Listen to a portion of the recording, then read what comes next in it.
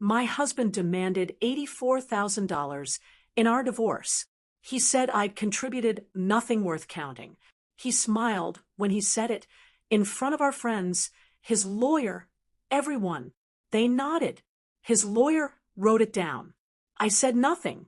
I just turned my wedding ring once because I already knew about the key, an old brass key he'd left in a drawer months ago. I didn't understand it then, but I would.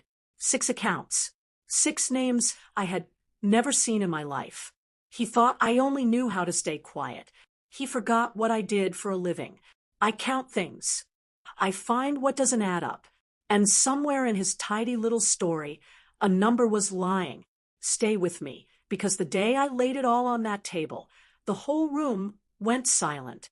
By the end, you'll see how one small key undid $84,000 of lies. Welcome to Betrayal Diaries, where quiet people finally tell the truth, and justice speaks softly but never misses. If stories of betrayal, family secrets, and earned justice move you, you're in the right place. Now, let me take you back to where this one began.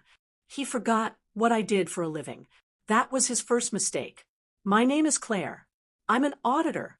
For 11 years, I found the errors other people missed. Weekend transactions, numbers that didn't line up, the small lie hiding inside a clean-looking page. At home, I was just quiet Claire, the one who paid the bills, the one who never raised her voice. My husband, Daniel, liked me that way. Easy, manageable, invisible. I turned my wedding ring when I was nervous. A slow half-turn, around and back. Daniel used to find it charming. Lately, he didn't notice me at all. The divorce wasn't my idea. He announced it over dinner, calm as anything. Said we'd grown apart. Said he wanted things handled cleanly. Then he asked for $84,000. $84,000 from our shared savings. He called it his fair share. He said I'd contributed nothing but tidiness. I remember the exact moment. His fork never stopped moving. He didn't even look up. You're good with paperwork, Claire, he said. So make this simple. I said I'd think about it. I always say that. It buys me time to look. That night, I couldn't sleep. Not because of the money, because of something small. A detail my mind wouldn't let go of. Months earlier, Daniel had left a key in the kitchen drawer. An old brass one, heavy, worn smooth at the edges. Not a house key, not a car key. I'd asked him about it once. Just an old thing, he said. Don't worry about it. But I did worry about it. Auditors always worry about the thing that doesn't fit. I got up. I went to the drawer. The key was cold against my palm. I turned it over. There was a number stamped faintly on the side. 4 digits. I'd seen numbers like that before, on safe deposit records. I put it back exactly where I found it. Then I sat at the kitchen table until the light came up. The next morning, Daniel was cheerful. He made coffee. The smell of it filled the kitchen. He talked about the settlement like it was already decided. My lawyer says we can finalize by Friday. He said, sign quickly, before you overthink it. Sign quickly, before you overthink it. In my job, when someone tells you to sign fast, you slow down. That sentence is a red flag written in human words. I smiled. I said Friday might work. I turned my ring once, but inside, I had already started counting. That afternoon, I pulled our joint bank statements, the ones I always kept, organized by month. The house was silent, except for the low hum of the refrigerator. I spread the pages across the table. Deposits, bills, his salary, my salary, all of it ordinary. I almost stopped there. Everything looked clean. And clean is exactly what makes an auditor nervous. So I did what I always do. I checked the same date across every month. That's when I saw it. Small, easy to miss. Every month, on the same date, a transfer left our joint account. $1,240 out to an account I didn't recognize. Not a bill, not a name I knew. For how long? I scrolled back. My fingers stopped moving. 2 years. Almost exactly. 29 transfers. $35,960 gone quietly while I balanced the household to the penny. My hands were steady. They always are. But my heart was not. I looked at that brass key sitting in my mind. I looked at the account number. I didn't know. And I realized my husband hadn't just decided to leave me. He'd been preparing to. I didn't sleep that week. I audited my own marriage instead. That's the part no one tells you. When the person beside you becomes a case file, you don't feel angry first. You feel focused, cold, careful. I turn my ring at the kitchen table. Every night, statements spread out like a crime scene.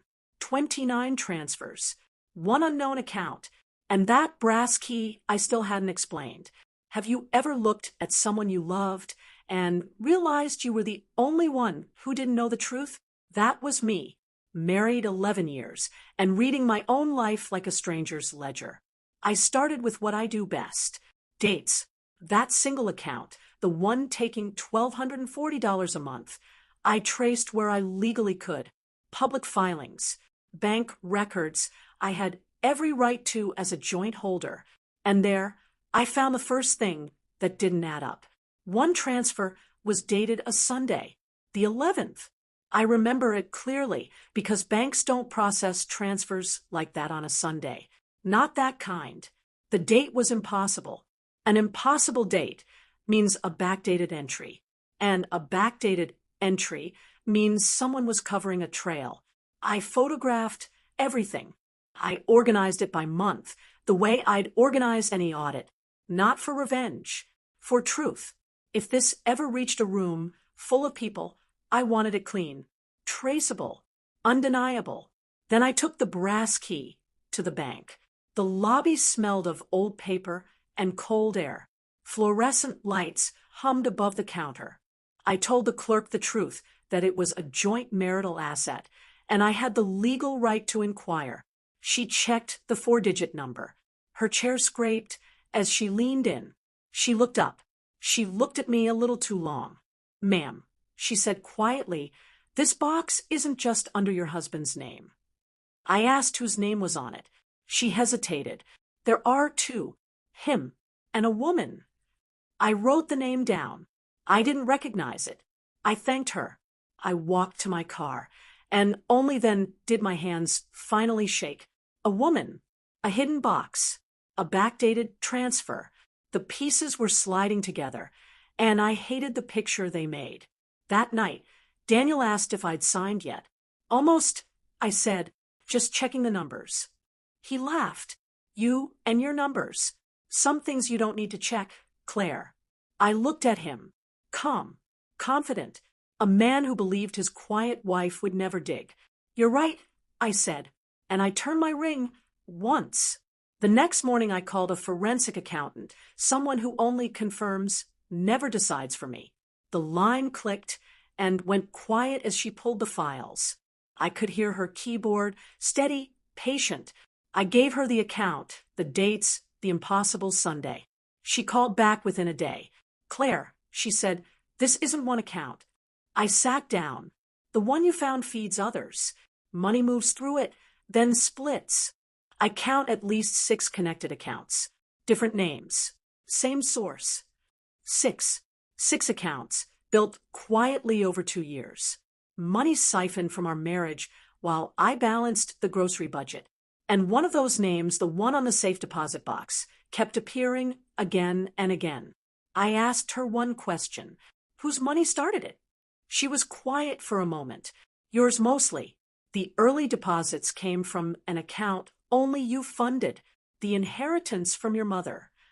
My mother's money, the $31,000 she left me before she passed, the money I told Daniel to just keep safe.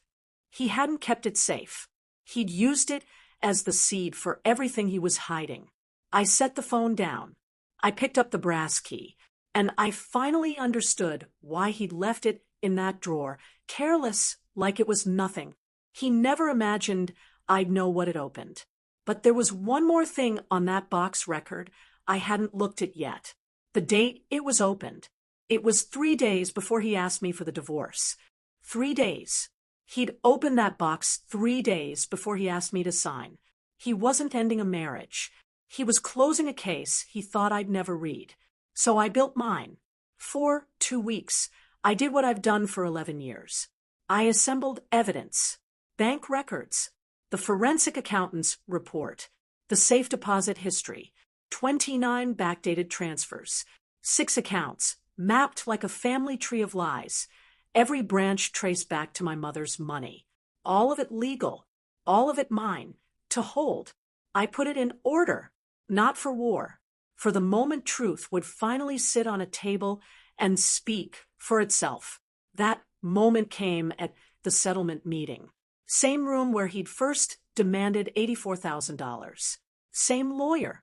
The same 2 friends he'd brought as witnesses, so everyone could see how reasonable he was. Daniel sat there, relaxed, sure I'd come to sign. I came with a folder instead. Before I sign anything, I said, I'd like to correct the record. Daniel smiled. Claire, don't make this complicated. I didn't raise my voice. I never do. I laid the first statement down, then the second, the impossible Sunday transfer, the forensic report, 1 page, then another, 6 account summaries, side by side. And last, I set the old brass key on top of them all. The room went quiet, the kind of quiet you can feel on your skin. Daniel's lawyer stopped writing. His pen went still on the page. You said I contributed nothing worth counting. I said, so I counted. 84,000 was never yours to ask for. It started as 31,000 of my mother's money. You turned it into 6 accounts you thought no one could find. He tried to interrupt. This is a misunderstanding. It wasn't a misunderstanding, I said. It was a plan. 2 years old, backdated, documented. His face changed. Not anger, fear. The look of a man watching a clean story fall apart in front of the people he'd performed it for. He stood up fast. His chair scraped hard against the floor. Said he needed air. Said he'd be right back. He didn't come back. He left the building. He left the meeting. He left his own witnesses staring at the door. A man who spent 2 years planning his exit, and in the end just ran. Nothing settled. Everything exposed. The forensic report went to his attorney, then quietly to the people it needed to reach. The hidden accounts were frozen. My mother's money was traced and returned. The woman on the box turned out to be his business partner in the fraud. She faced her own questions. No one escaped clean. Not one of them. For the first time in weeks, I stopped counting. I walked outside. The afternoon light was low and gold across the parking lot. The winter air was sharp and clean against my face. I breathed all the way in, slow, full, the first real breath in a month. I turned my wedding ring one last time. Then I slid it off and put it in my pocket next to the brass key. 2 small objects. One held me for 11 years. The other set me free. I used part of what was returned to start a small fund at the community legal clinic. It's for women who suspect the numbers in their own homes don't add up but can't afford someone to check. My mother's money doing quiet good in her name. I spent my whole life keeping things in order, staying quiet, trusting that being dependable was enough. And I learned that silence isn't weakness, not when it's patient, not when it's counting. If you've been carrying something heavy, and quietly put it down the right way, not with noise, with truth. The record always keeps. The numbers always tell. If this story moved you, tell me in the comments, would you have signed, or would you have started counting? If you believe quiet people deserve justice too, give this video a like and share it with someone who needs it tonight. Subscribe to Betrayal Diaries for a new story of betrayal and quiet justice every single day, and tap the screen right now to watch another one. I'll see you in the next story.